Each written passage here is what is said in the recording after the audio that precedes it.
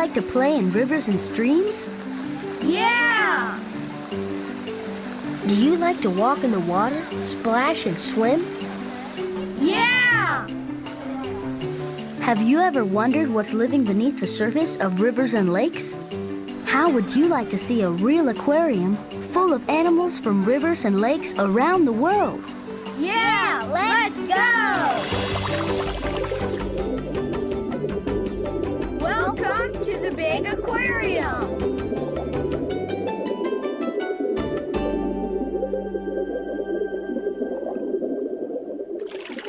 Our adventure begins here in Chattanooga, Tennessee, home of the Tennessee Aquarium.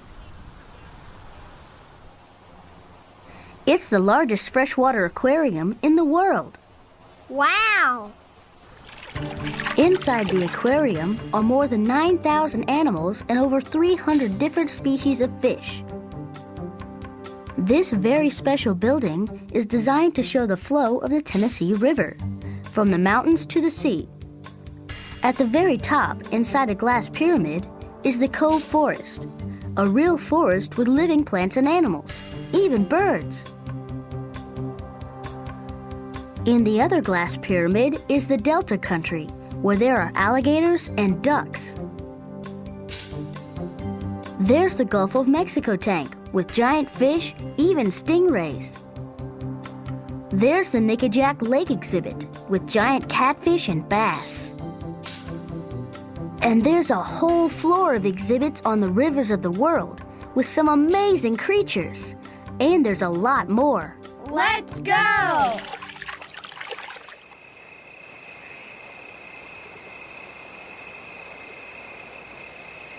Early in the morning, long before the first visitors arrive, workers at the aquarium prepare for another day.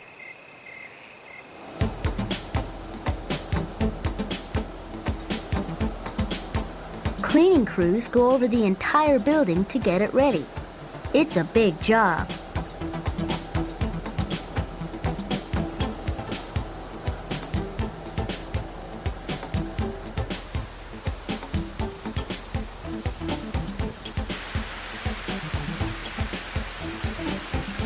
Workers even polish 10,000 square feet of acrylic tanks. Wow!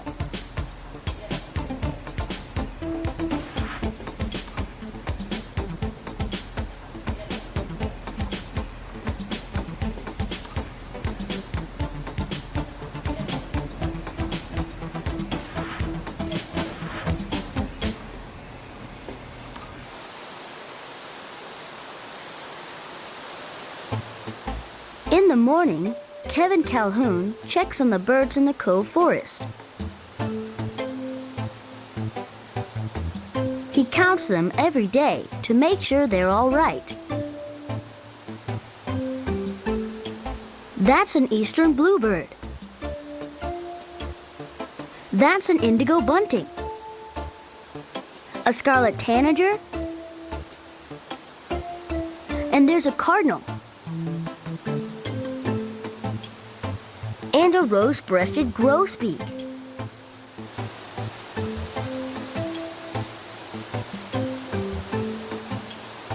Today, workers scrub out the otter tank, and volunteers make sure everything is clean and plants are healthy.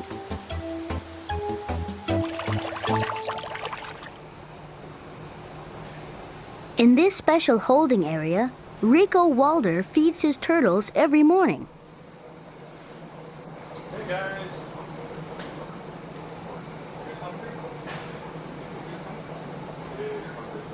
I'm responsible for making sure all the animals, like the reptiles, the birds, and the plants, get the proper care they need every day.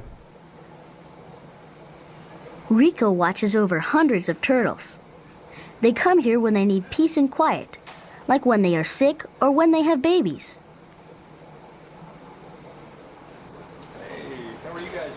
Rico examines this Asian spiny turtle to see that it's okay. Yeah, you look pretty good. Hungry? Here, have some salad. This snapping turtle is also hungry. This turtle gets a special vegetable diet. Rico must be careful because snapping turtles have powerful jaws. Good stuff. Turtle jello. When all the animals are fed, the Venus flytrap gets a bug for breakfast.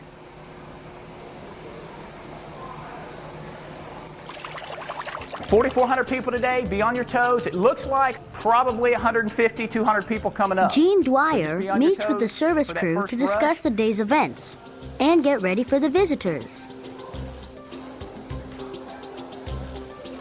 When visitors arrive, they ride to the very top of the building where they learn about how a river is formed.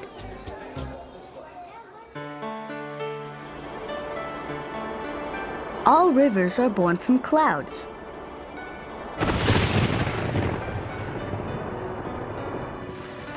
First, raindrops fall to the ground and form pools and grow and grow. These pools overflow and run downhill through dirt and rocks.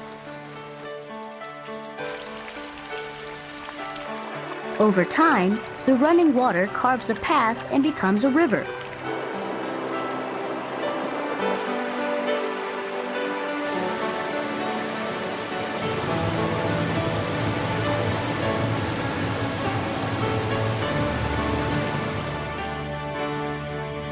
Now let's start at the beginning.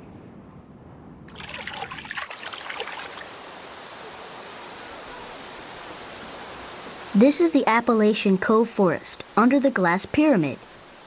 This indoor forest gets sun, rain, and cool weather, just like a real forest. The ground is even refrigerated, and the leaves on the trees change with the seasons. There are lots of animals here. Snakes, wild birds, even river otters. Here they sleep in a special den. This morning, Rico has to wake them up to feed them breakfast. Morning, guys. Yeah, I hear you. I hear you. Here. At the aquarium, otters eat mainly fish and crawfish. In the wild, they can also eat frogs, snakes, and turtles. Otters have a thick fur coat that keeps them warm, on the land and in the water.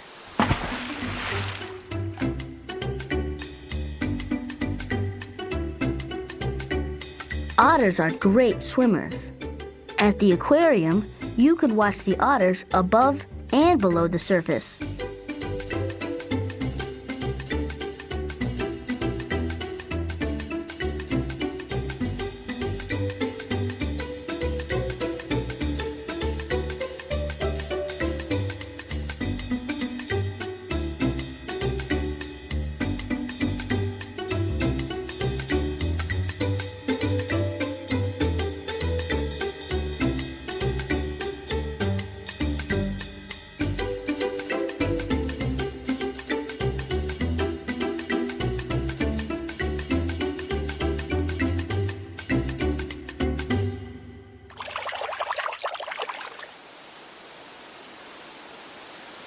Next to the otters is the mountain stream.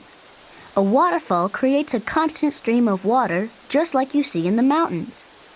Workers measure the water temperature to keep it at 55 degrees. That's cold. Brook trout love to swim in the strong current. They are the only fish that live in these cold mountain streams.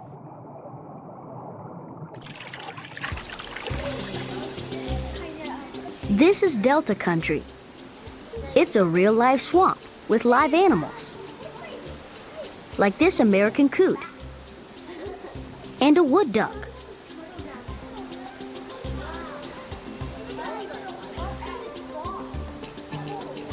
Look at that big bird.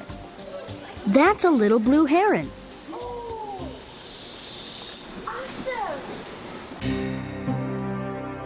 Do you see those eyes peeking out from the water? That's an alligator. Alligators spend much of their time with just their eyes and nose out of the water. In the wild, you can hardly see them. But at the aquarium, you get to see all the alligator. Wow!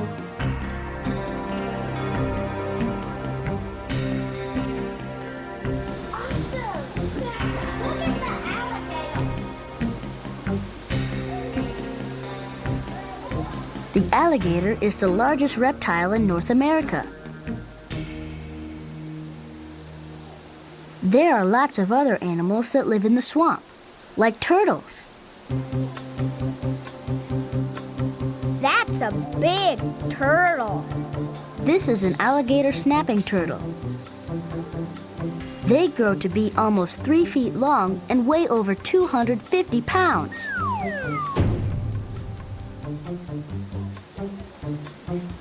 These turtles can live to be 100 years old. Wow! In the wild, alligator snapping turtles attract fish into their mouths with part of their tongue. Look! Fish think it's a worm and swim right into the turtle's mouth.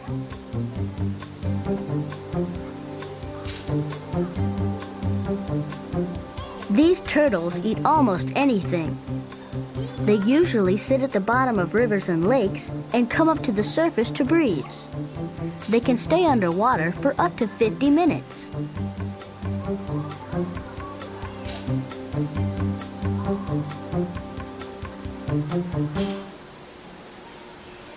Turtles move slowly on land, but they are great swimmers.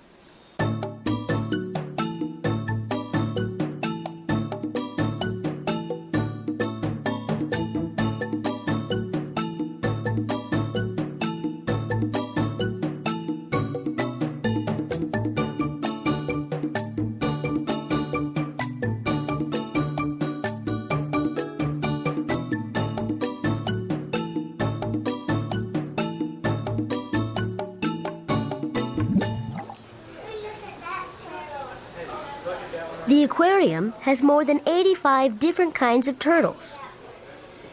A lot of kids come in here knowing that there are turtles in this world, but I'm sure they leave knowing that there are a whole lot more different kinds of them out there and that they're a lot more interesting than they may have thought beforehand.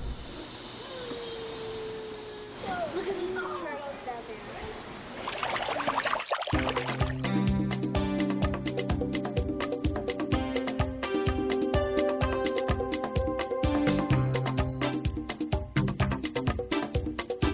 Every day, volunteer divers go into the exhibit tanks to feed the fish.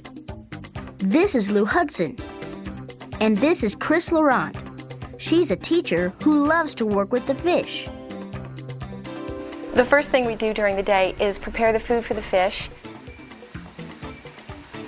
We walk around and take rounds, meaning we look from the outside in to make certain that none of the fish are sick or injured, to make certain that they're not acting out of character. Today they're going to feed the fish in the Gulf of Mexico tank, the largest saltwater tank at the aquarium.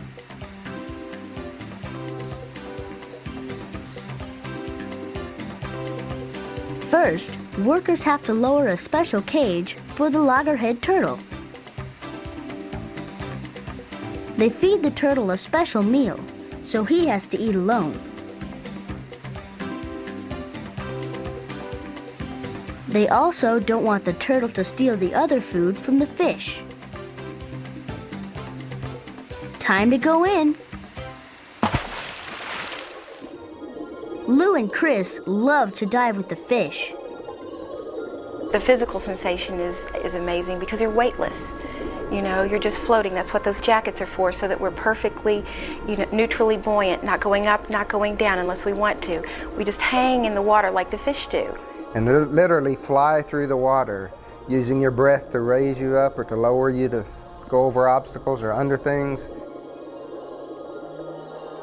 First, Lou feeds the sharks to keep them away from the other fish.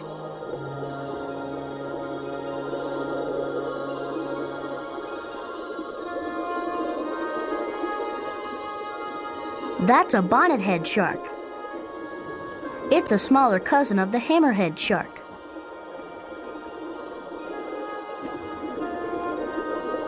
It's quiet in some ways, but it's very noisy in others because of the sounds that are made by the animals and the moving of the rocks and things.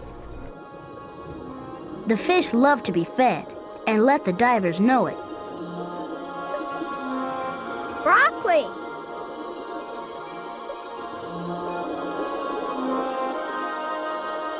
The large rays will come up and get against you and blow warm water on your leg. That's their signal that they want food. They feel like velvet. It's just wonderful. When the divers feed the stingrays, you can see their mouth on the flat underside of their body. Watch.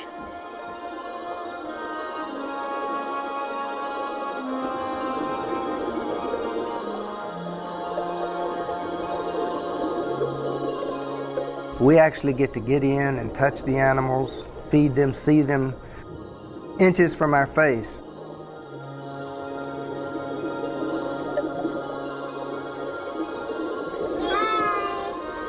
Part of the fun is playing with the people. That's probably my most enjoyable thing about this work, is interacting with the people.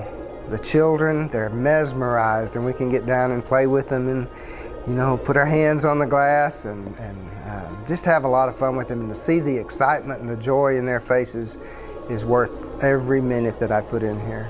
We get to interact with the children and adults on the other side of the glass, and that's a lot of fun. But the most important thing is being able to interact with the fish, to be able to feed them and touch them and make eye contact.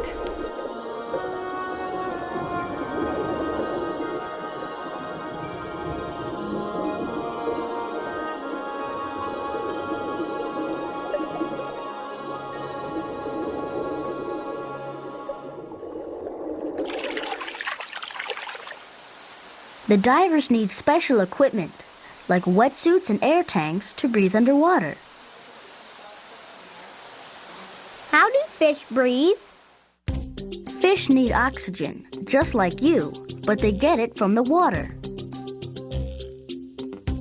Fish have gills instead of lungs. The gills take in water and absorb the oxygen out of it. The flapping of the gills forces water through. All fish have gills, and they all work the same way, but they look different.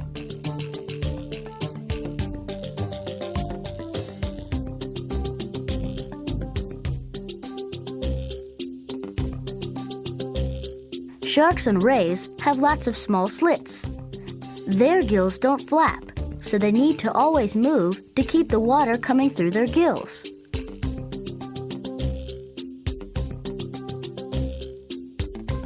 There are so many fish in the Gulf exhibit.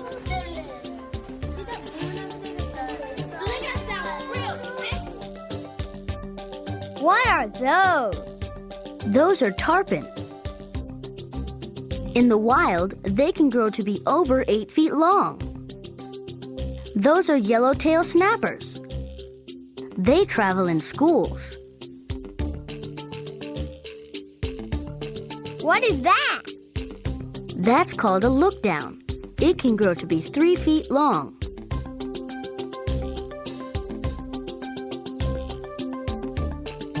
The tank is kept at a certain temperature, and the water is salty, just like seawater. How do they do that?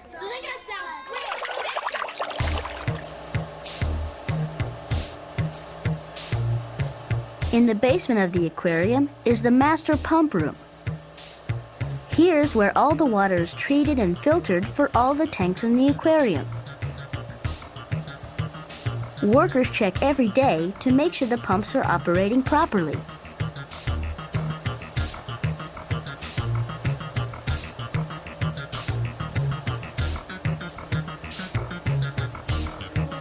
Each exhibit requires different water at a different temperature.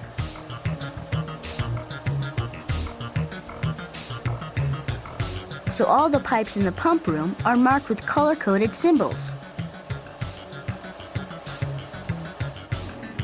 This is the control room, where all the exhibits are monitored 24 hours a day. Special computer programs check each exhibit to make sure that the environments are healthy for the fish and the other animals. It takes a lot of technology to operate an aquarium. Sometimes, regular rivers and lakes don't seem very exciting until you look under the surface. In the Nickajack Lake exhibit, you can see what's living beneath the water.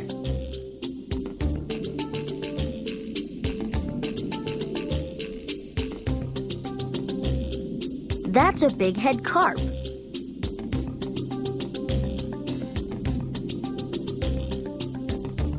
That's a flathead catfish. That's a muskie. That's a carp.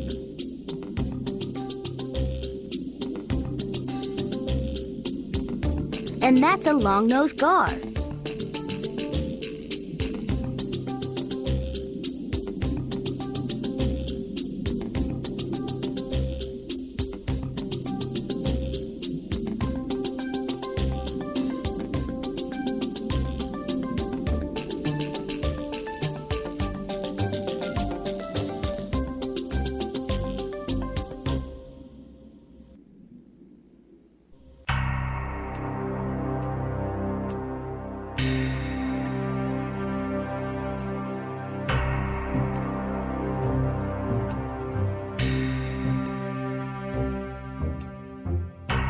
Wow, look at that strange fish. That's a paddlefish. It's named for its unusual snout. The long snout of the paddlefish is covered with nerves and taste buds to help it find food. The paddlefish is one of the most ancient fish in North America. It has been living in the rivers near the Mississippi for thousands of years. The paddlefish is a filter feeder. That means it swims along with its mouth open and uses its gills to filter tiny plankton out of the water. Watch. Cool.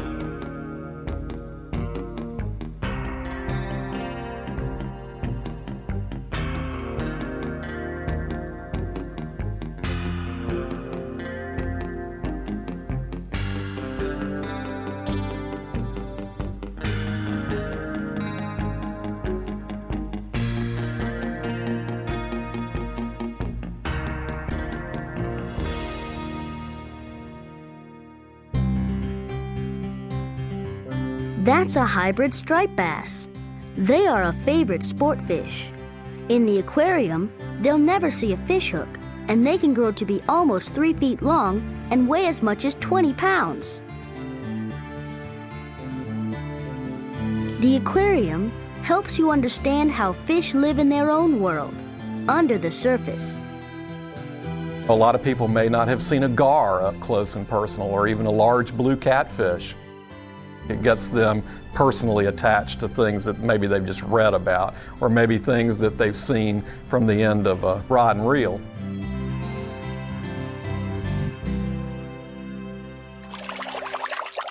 If he's a nice guy, he'll be easy to catch. Right. Up periscope. Yep, good deal. I can't reach him, can I? No. Let's see which one that is.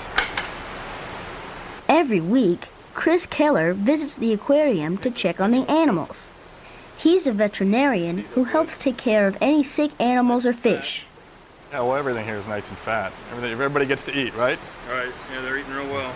Okay. My job is to make sure that all the animals that are on exhibit and those about to be put on exhibit are healthy and well.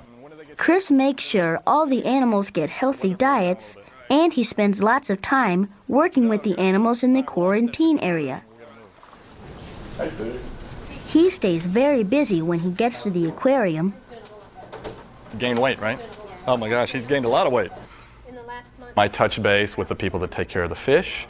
Then I talk to the people that are in charge of the reptiles, the amphibians, and birds. And they're able to give me some feedback on how the collection's been doing and whether or not they've had any problems. Wow, that's almost 70% weight gain. That's good. Hey, Knucklehead, how you doing? Mice. We're feeding him mice once a week. Is he doing the dog food thing at all? No. How does he know when animals are sick? Okay, and since we dewormed him... Chris gets to know the animals very well. So lots of times you'll have animals, and maybe the way a turtle holds its head or squints its eyes or lays in the bottom of a tank is indicative of them being not well. So there's a lot of ways that you can interpret all the different signs that the animals are giving you. They're talking to you. You just have to know how to speak their language. But he gets mealworms twice a week, crickets twice a week, and mice, and the last time I'm feeding those little kids. This special room is the quarantine area. It's like a giant fish hospital.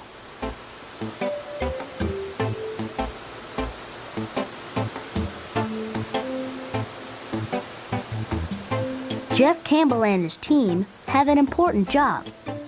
They check out fish before they are put on exhibit.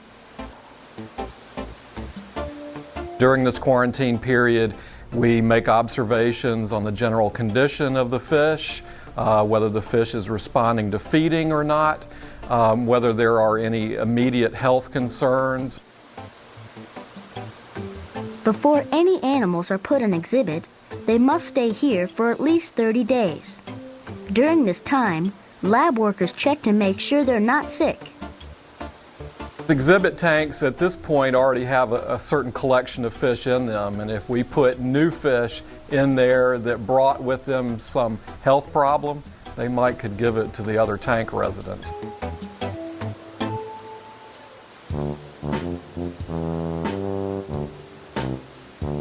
This is a giant catfish. It's been in the quarantine area for several months. It came to us in somewhat less than pristine condition, and that's doing pretty good considering what it looked like when it got here. Every day, this giant catfish gets medicine and special food to help it get better. Carol Farmer takes care of the many tropical fish at the aquarium. It's a lot of work. I clean the exhibits, I prepare the diets, I feed the animals, I acquire new animals when we need them.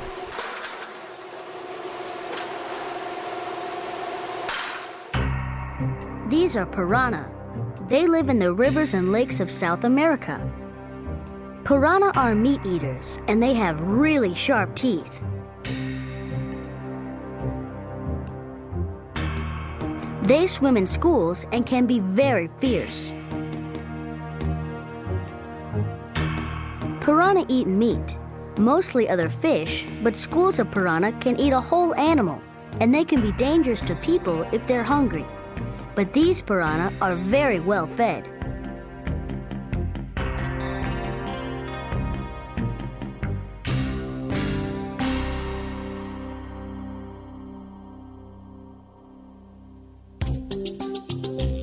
Sometimes, Carol has to get into the piranha tank in order to clean it.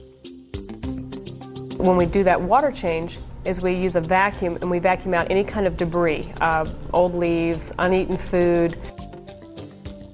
Carol uses a special underwater vacuum to clean out the bottom of the tank. She also scrubs the sides of the exhibit and adds fresh water. And that keeps the water from getting too old and where it can be harmful to the fish. When Carol is in the tank, the piranha stay far away from her. I don't have any fear of any of the animals. I've been working with them for a long time.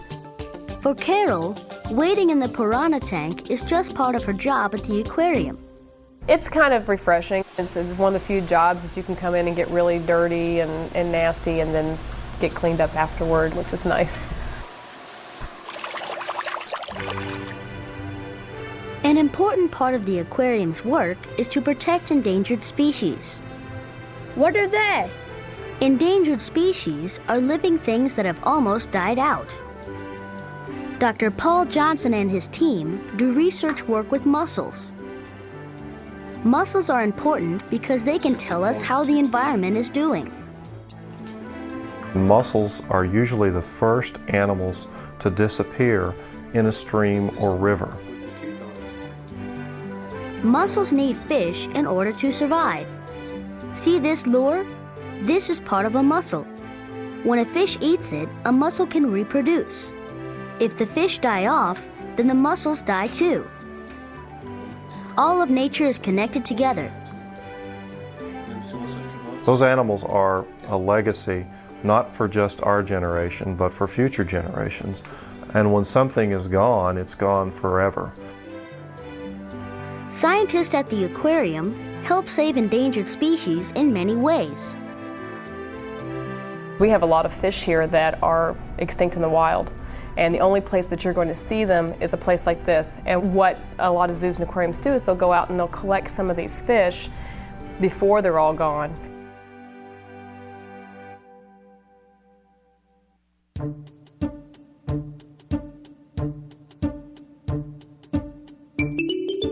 These mole shrimp are endangered, but they are growing here at the aquarium. This one is eating with all 4 arms.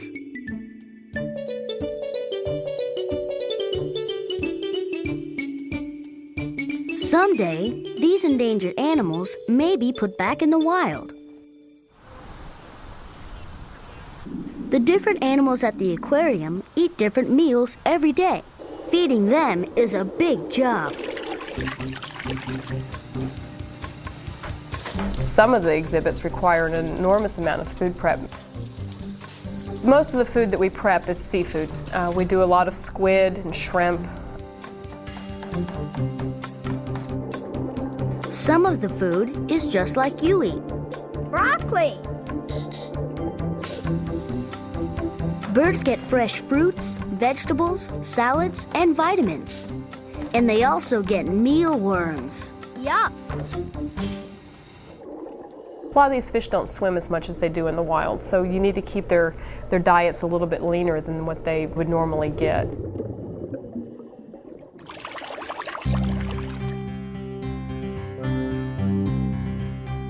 A big part of the aquarium is the Rivers of the World exhibit, where you can see the many different fish from all over the world. Our first stop is the Amazon River. It's the largest river in the world. It winds through the rainforests of Brazil all the way to the Atlantic Ocean. This is what the river looks like when it overflows its banks and floods the rainforest. That's a tiger catfish. They can grow to be 2 feet long. That's an arowana. In the wild, they can be 4 feet long.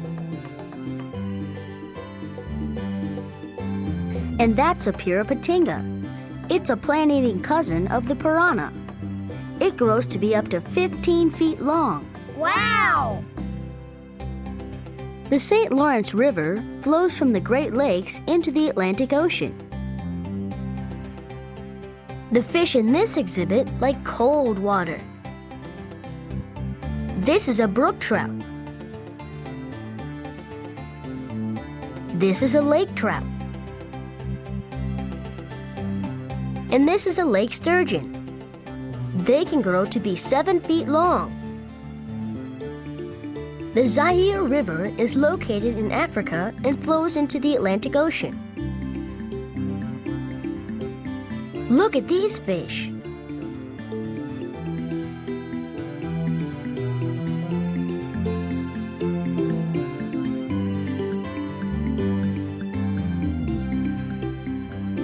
That's an African boo-boo catfish.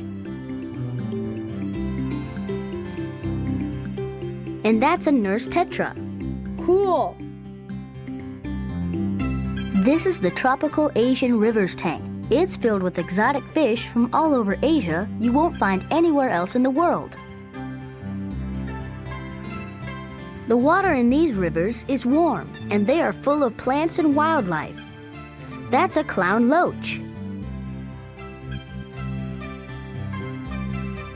And there's a tricolor shark minnow. And these are Apollo shark minnows.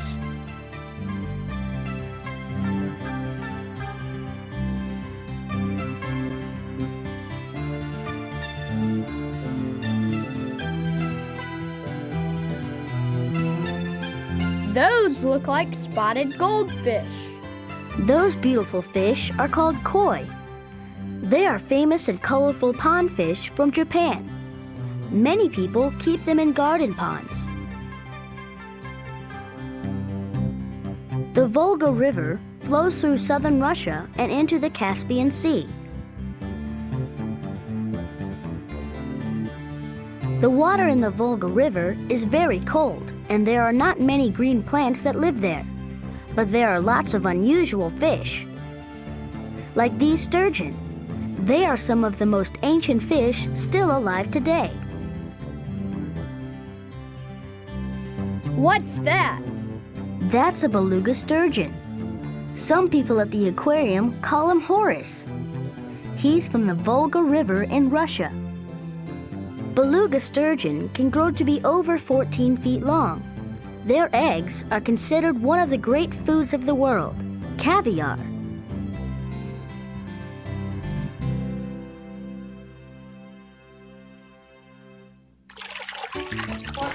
This is a box turtle. In the Discovery classroom, there is a whole world of living things to see and touch and learn about. Tell me what reptiles are covered with. What kind of stuff do they have all over their body? There are interesting things in every part of the aquarium. Very good. They're covered in scales.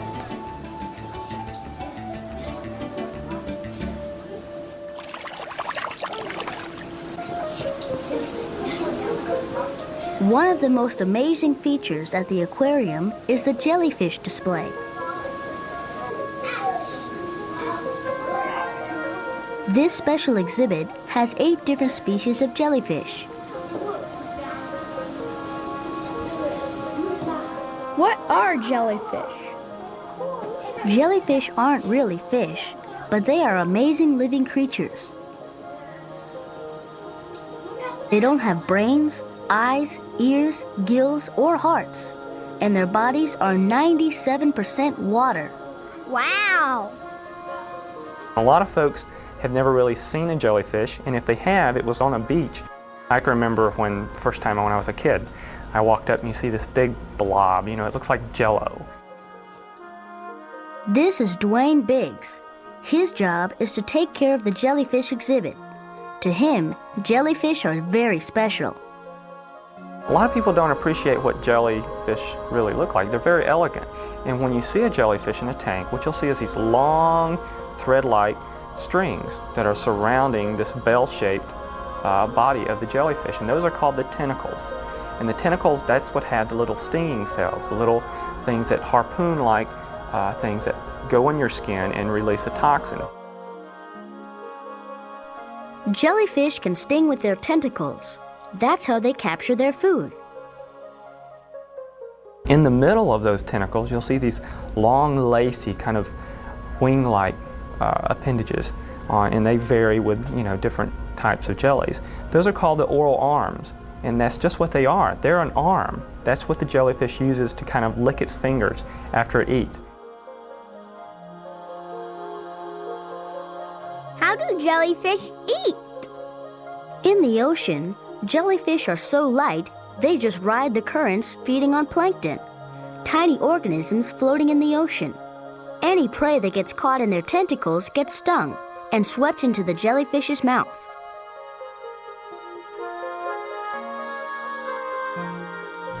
A jelly's favorite food is baby shrimp. And we actually have to grow out brine shrimp, and we do that every day. And then we take that the next day and we feed that out to the jellyfish. And we use a turkey baster just like your mom would use to baste turkey with butter or other things like that.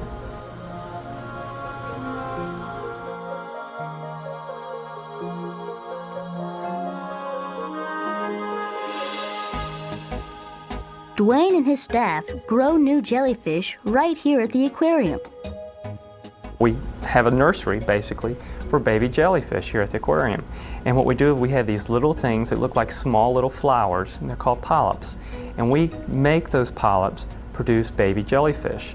And we do that through maybe changing the temperature or feeding them more sometimes and other times. And they'll actually make little small flower-like jellies, and they'll fall off, and then those will grow up to be adult jellies. Not all jellyfish live very long. Small little bitty jellies like these live for only a month or two. But other jellyfish can live for 3 to 4 years.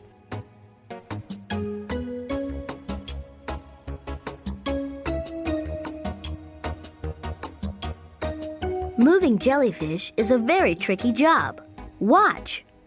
Dwayne has to be very careful.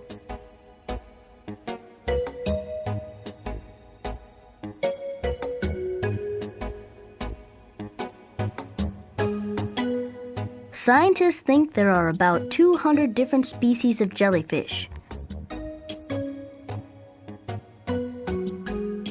These are moon jellyfish.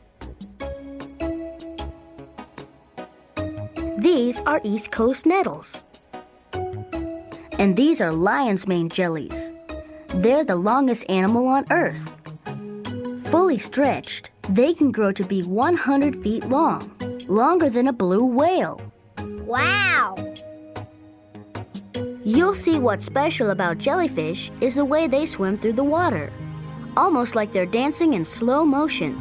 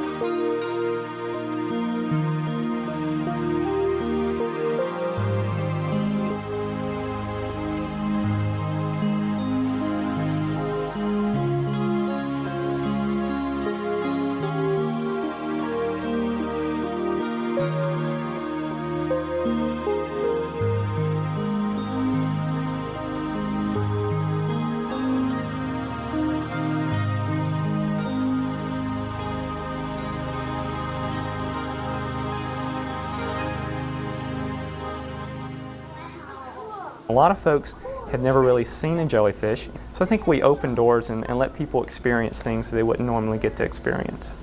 Goodbye, jellyfish. A visit to the aquarium is a real experience. It's an amazing place with some incredible animals and a dedicated group of people who make the whole operation work. Here we're working with exciting living animals all the time, and to me it's exciting.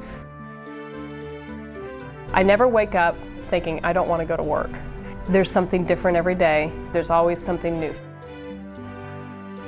A dream job. When I was a kid, I said I would love to be working in a zoo or an aquarium one day, and my dream job came true, and I wouldn't give it up for anything in the world. The real importance of a place like the Tennessee Aquarium is to convey an appreciation and love for nature in essentially all its forms.